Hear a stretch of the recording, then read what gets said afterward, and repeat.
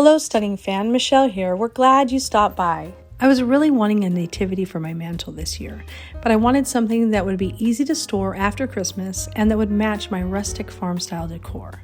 So we went shopping in the wood pile and selected a few pallet boards and took them into the shop and cut them to different lengths so that when they were put together, they would stair step up to a peak and then back down again.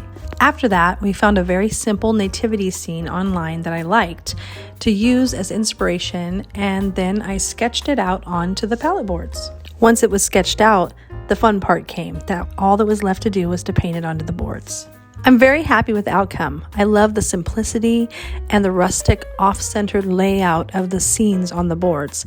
The boards are not secured together, so they'll be very easy to store in a compact way after Christmas, and I know I'll be using this for years to come. Again, thanks for stopping by, and have an amazing day.